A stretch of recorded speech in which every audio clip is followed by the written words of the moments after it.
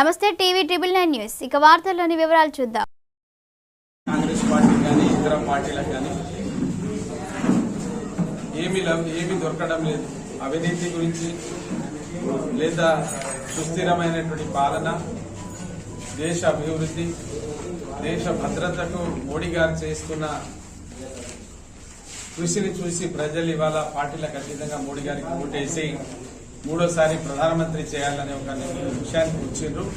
అది అన్ని వర్గాల ద్వారా కాంగ్రెస్ పార్టీకి తెలిసింది కనుక ఈ 10 సంవత్సరాల్లో ఏమీ చెప్పుకునేటువంటి అవకాశం లేదు, పార్టీ పైన బుద్ధి అవకాశం లేదు. పార్టీ చేసిన కార్యక్రమాలను పోగొట్టు తప్ప ఇంకేమీ లేదు. కనుకనే ఒక రిజర్వేషన్ అనేటువంటి అంశాన్ని ముందు పెట్టుకున్నారు. దానికి ఎక్కడన్నా పొంతన ఉందా?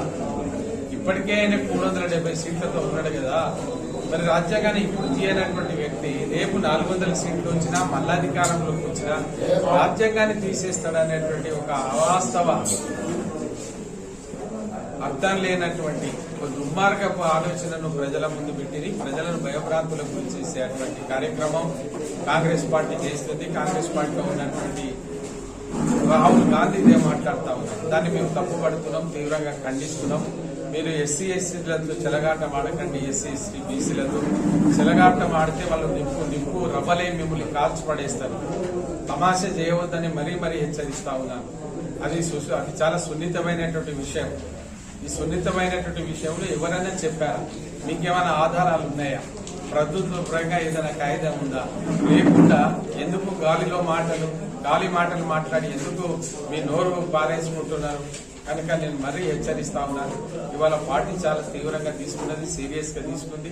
దీని మీద నేను ప్రెస్ మీట్ పెట్టింది.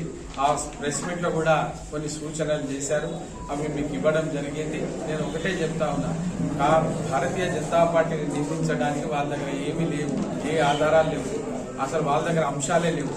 కనుక భారతీయ జనతా పార్టీ ప్రభుత్వానికి విమర్శించేటువంటి అస్త్రాలు వాళ్ళ దగ్గర లేవు.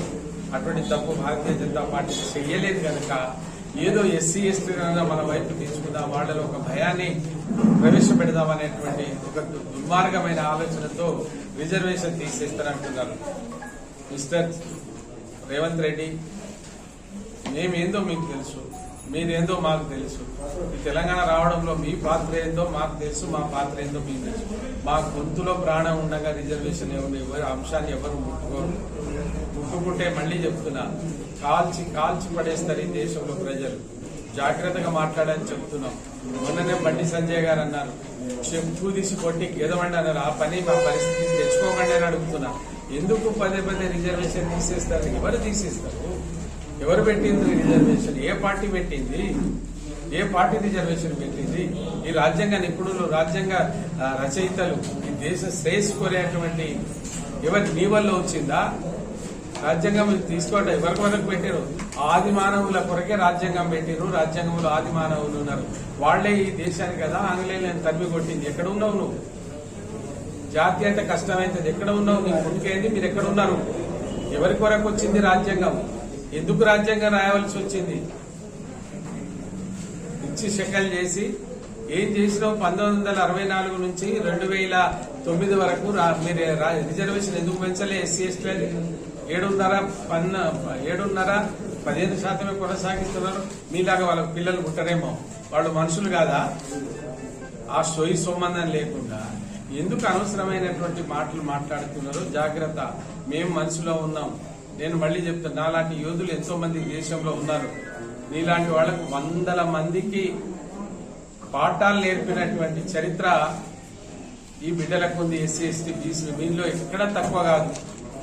దురదృష్టం ఏంటంటే మాకు ఆ కాలం ఇంకేం రోజులు ఏమన్నా శాపం ఉందో మమ్మల్ని, వాడు ఎస్సీ వీడు ఎస్టీ వీడు మాదిగా వాడు లంబడోడు వీడు డక్కులోడు వాడు చాకులోడు అనడానికి అది ఎక్కడ మేము పాపం చేసినాం మా తల్లిదండ్రులు. కానీ ఆ కులాల పేర్ల మీద మాతో ఆడుకోవద్దని మరీ చెప్తూ, రిజర్వేషన్ ఎవరు తీసేసినా అది రాజ్యాంగ పరంగా తప్పు.